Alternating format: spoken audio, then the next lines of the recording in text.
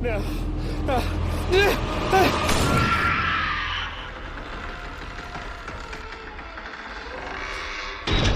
Welcome to the My Haunt Life podcast.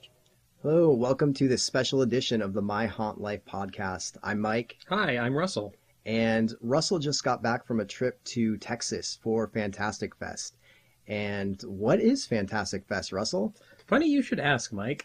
For those of you who are not aware of it, Fantastic Fest is one of the coolest, best film festivals in the world. It's been going on for a little over a decade and has quickly risen to become a very important film fest.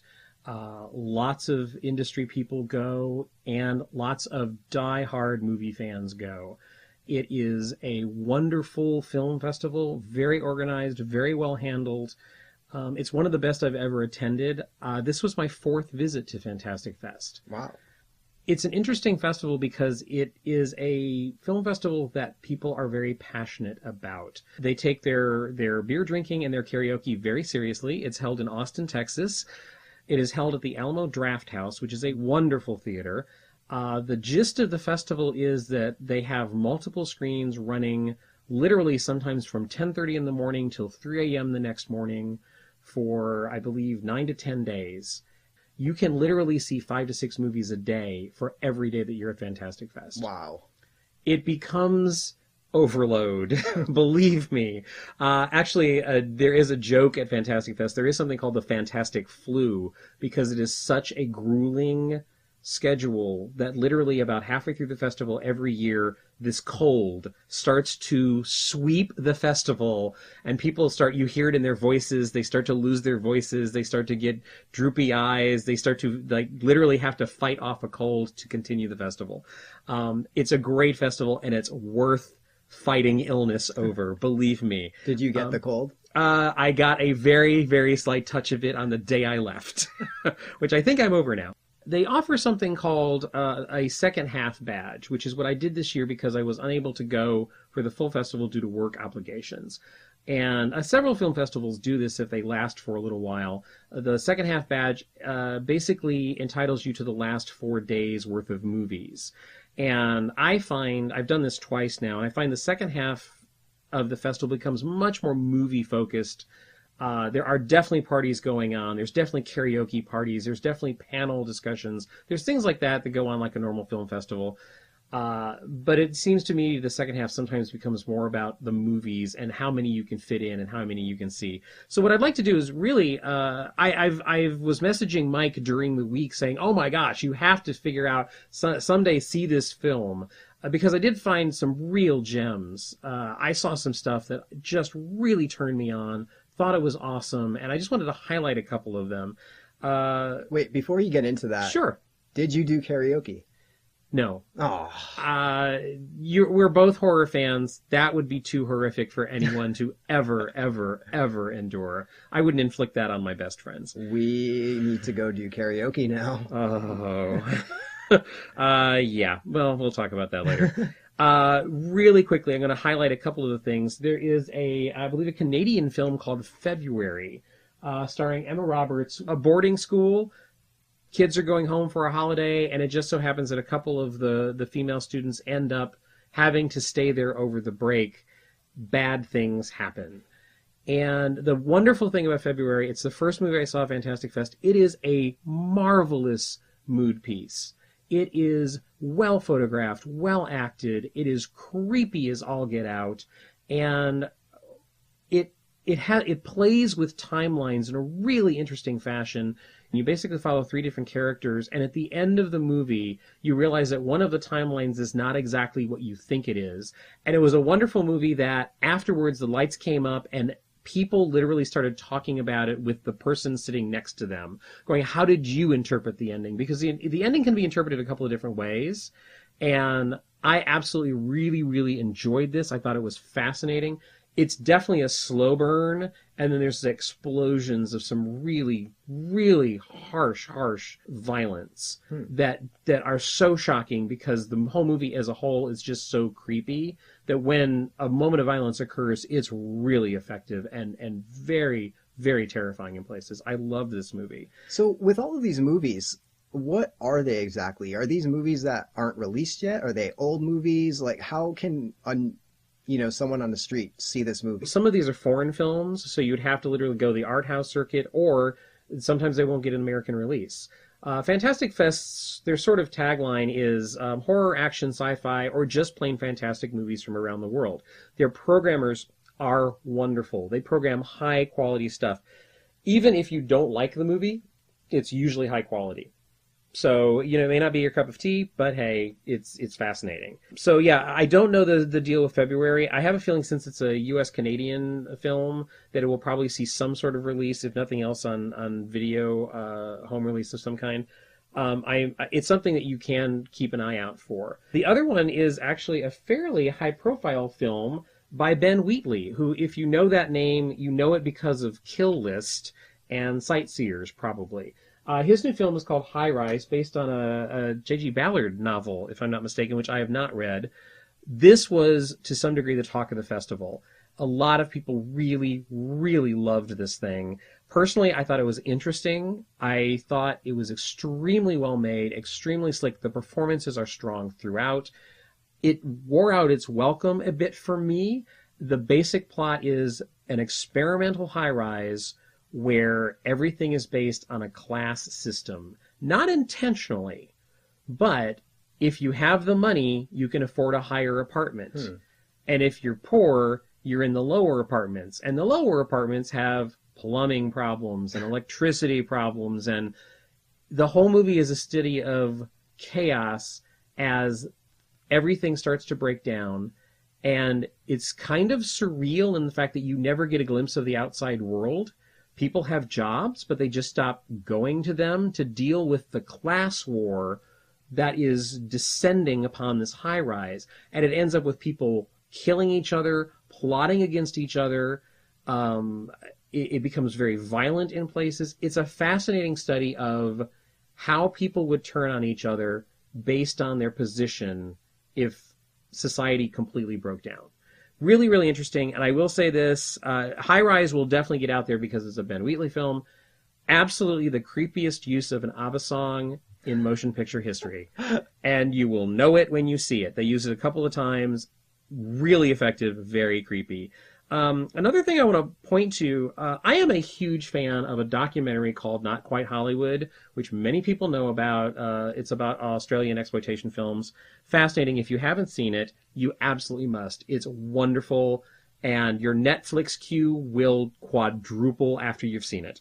There is a new documentary called Remake, Ripoff.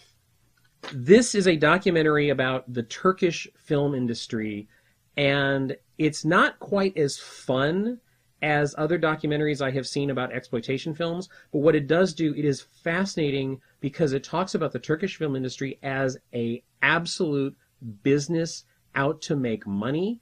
It talks about the formulas that they rip off from each other, how they completely rip off American Western culture movies. At various points, there has been no copyright law of any kind in Turkey, so therefore anything is up for grabs. And they will literally lift Captain America and Spider-Man and put them in the same movie, and Spider-Man is the villain. They will do bizarre things like that. Most of this stuff, unless you are off the grid searching for specific titles, you will never see these films.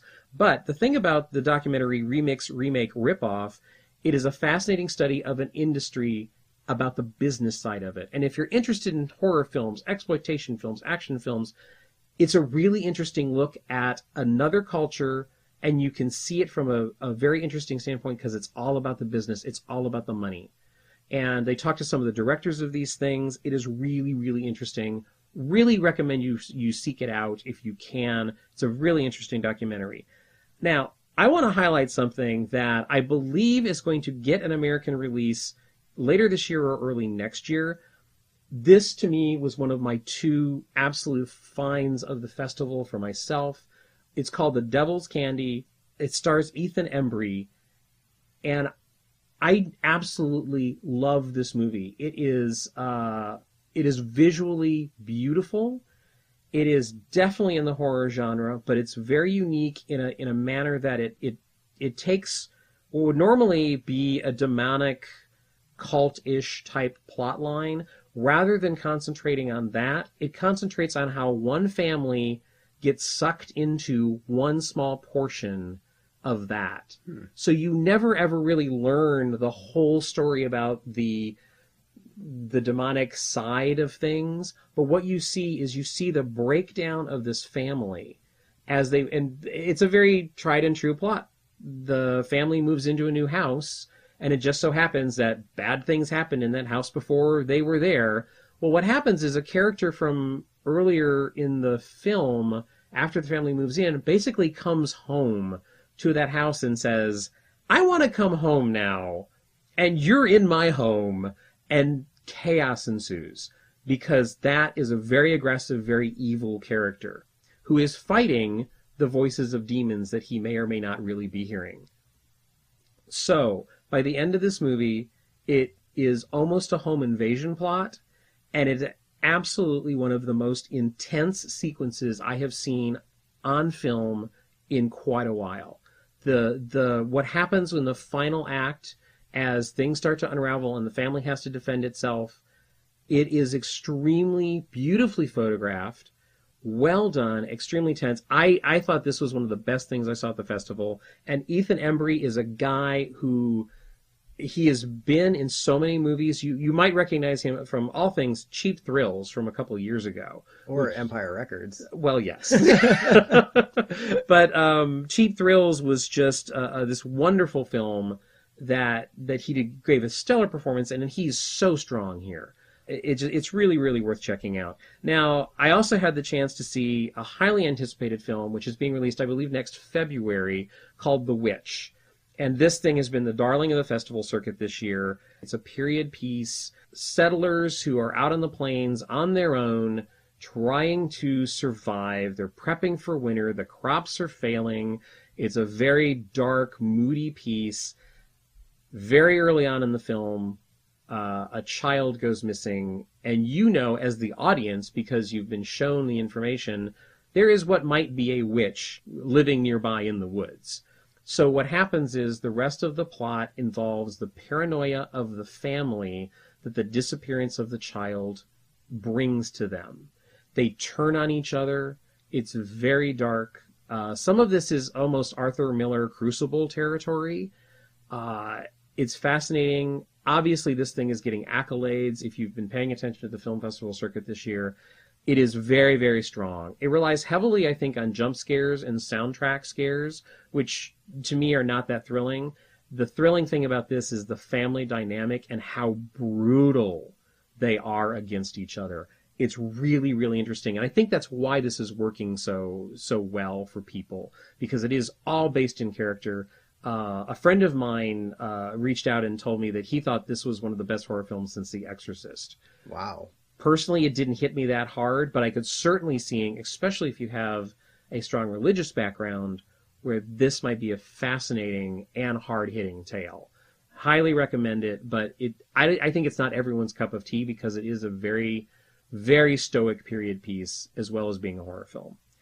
One of the other films that I absolutely was looking forward to and so glad I got into a screening of is German Angst, which is the trilogy which is bringing back, and please, Mike, how do you pronounce the man's name? The guy who did Necromantic. Oh, Bootgerrit is his last name. But and I'm not even trying to pronounce it. But yes, the guy who did Necromantic, he's one of the three. The other directors certainly hold their own. This is brutal, dark filmmaking. All of the tales deal with tension and angst, and the basic stories involve a girl who sort of is hitting puberty and trying to sever family ties, and through a relationship with her guinea pig, you find out that she's using her guinea pig and what she has learned from her guinea pig and caring for her guinea pig to basically destroy the family that she's in. It's fascinating, it's disturbing, it's very well made. The other stories involve... Now, when you say other stories, is this something like Creepshow, where there's different like 3 different ones in the same movie? It is. It is an anthology. The wraparound story is very tenuous. It's sort of a mood piece between each of them, so there's no clear wraparound story. It's basically 3 independent short films. The second film I enjoyed. It became a little bit torture for torture's sake, but it is a fascinating supernatural tale about a deaf couple, and they are mute, and they encounter a bunch of bullies. And they have a very odd way of retaliating against them. But you sit through a brutal torture sequence for that comeuppance to happen. But fascinating along the way. And the final sequence is sort of the story of a man who, he's a fashion photographer, and he's having a relationship problem with someone that he works with. And he encounters a woman who leads him to a very particular nightclub. It's a private club that he becomes a member of, and basically all sorts of sexual desire things come true for him. Things that he didn't even know he wanted come true. And in the end, there's sort of a moral to the story of how sometimes what you want is not what you need. And along the way, there are some very, very brutal sequences during that sequence as well. Highly recommend it. It's fascinating. It's utterly fascinating. And I have a feeling that one will be available soon, just simply because of the high profileness of just the fact that it's on the film festival circuit and getting so much attention, because it's the guy who brought us Necromantic is back. Right. He does the one involving the guinea pig. Final Girl, I believe, is the name of his sequence. Also, really quickly going through some other stuff, Southbound is another anthology I saw. A lot of people really liked this at the festival. I thoroughly enjoyed it. Radio Silence, who you may know from the VHS film, did the effects and had some of the influence on this anthology.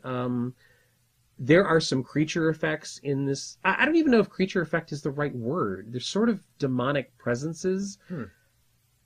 Beautiful, stunning work. And a lot of it is practical. A lot of it works seamlessly with the characters. This thing is worth seeking out for those sequences alone. And also, it tells a very, very dark story. There's the middle sequence worked best for me, and I know a lot of people were commenting on it at Fantastic Fest. Basically, it's a rescue sequence where a man is trying to save a woman's life, and he ends up at a medical clinic that has been deserted. And he's on the phone with 911 trying to figure out how to save this girl's life. And basically, I don't want to give too much away, but it's brutal what he has to do to try to save this girl's life. And it's a fascinating sequence, very well done. I thoroughly enjoyed Southbound.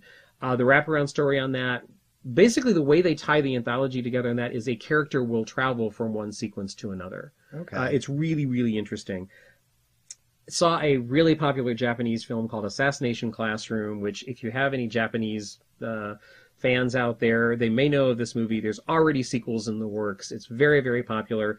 Basically, a tentacled alien comes to Earth, announces that it's going to destroy our planet in a year, but until then, he's going to take a job teaching high school students how to become assassins. Oh my God. And the whole movie is literally him encouraging them to try to assassinate him. And the tentacled creature basically looks like the smiley face button that we're all familiar with. It is such a bizarre, fun movie. Highly recommended. It's called Assassination Classroom. Really enjoyed it. Coming up, which I know will get an American release, The Mind's Eye, which I believe won Best Director Award at Fantastic Fest. This thing is so much fun. The people who brought you Almost Human a couple years ago, which is a film that did very, very well apparently on video on demand and in DVD and Blu-ray, Almost Human is a ton of fun. They learned from that experience and they upped the ante in this thing. Basically, the way I would describe it is, if any of you are familiar with David Cronenberg's The Brood, what if that clinic in The Brood was the concentration of the story? And basically, the head of that clinic is experimenting on himself. That's sort of the basic takeoff of The Mind's Eye. And you literally get the good old-fashioned psychic battles that Scanners hinted at, The Brood has elements of.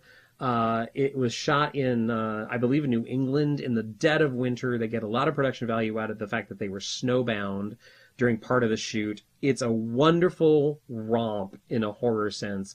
Lots of blood and gore. Lots of everything from exploding heads to there's numerous references to other films. There's a little tribute to The Fury that you will recognize when you see it, that literally a woman sitting next to me in the theater obviously didn't know what she was in for. So she was very vocal, and as the blood started flowing in this movie, there was a lot of, oh, oh, oh, and then you finally get to this final battle, and she just stopped making noise and she stopped talking because she was just dumbfounded and speechless. And I looked over at one point and literally her jaw was hanging open and she was staring at the screen. That's awesome. This movie is so much fun. You'll recognize some of the faces in this from Almost Human. Graham Skipper, Josh Ethier, I believe is his name. I'm sorry if I'm mispronouncing that. Matt Mercer's in this. You'd recognize some of the character actors along the way. This thing is a lot of fun. Definitely keep an eye out for it. I'm sure this is going to get an American release somehow soon. I love this movie. It's so much fun. It's just a good old-fashioned romp for horror nerds. Another thing I want to point to, there's a Turkish film, which I don't know what the release story on this is, but I want to point to it really briefly. It's called Baskin. It is the story of several cops who get called as backup to a crime scene that no one seems to know what happened.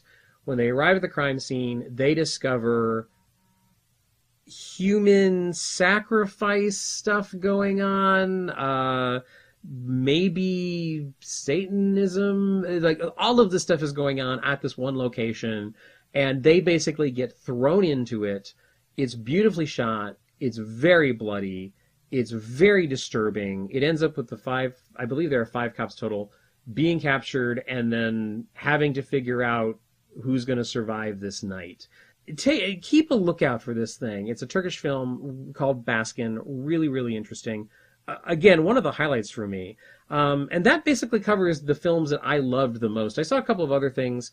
At the very, very end, I saw a movie called Bone Tomahawk, which is, a lot of people are looking forward to this because it's Kurt Russell returning to Westerns.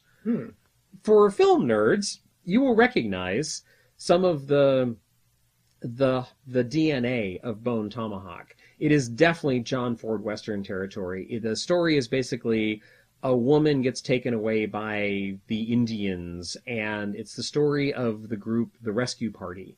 And the Rescue Party just has horrific bad luck trying to get to this woman. They know the territory that she's been taken to. And it's really interesting in the fact that there is no cross-cutting between the two stories. They only concentrate on the Rescue Party and how slow and arduous it is.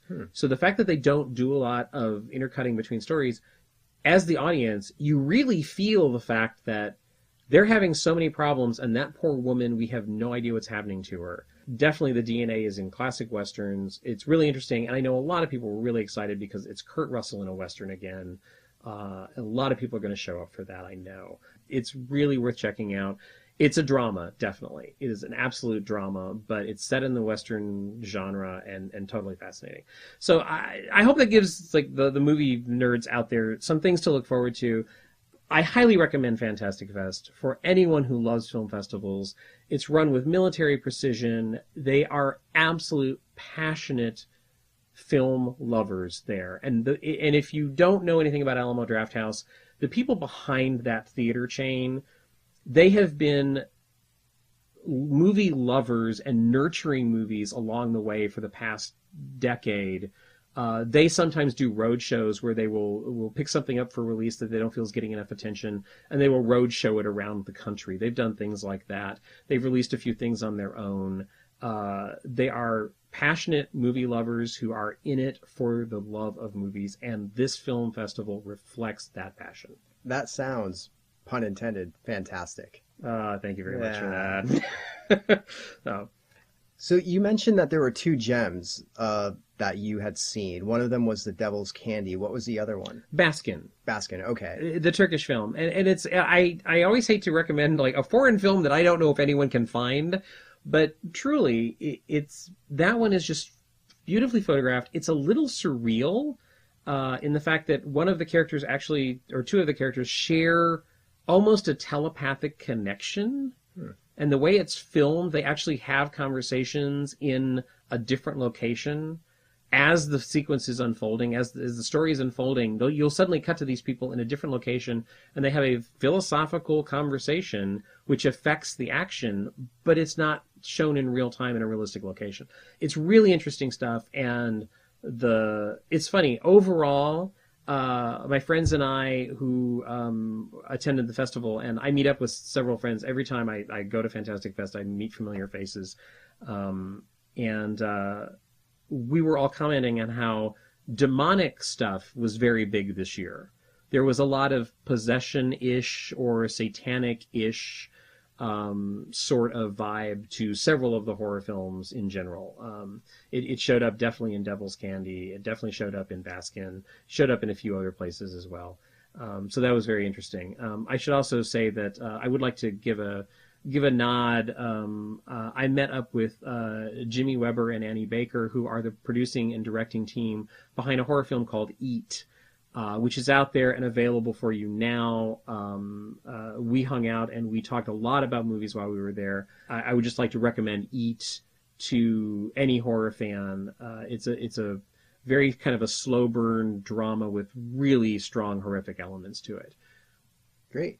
Now, if there was one thing about the fest that you could come back with, like what would that one thing be? Whether it be a movie you saw, an experience you had, what would that one amazing thing of this fest for you be?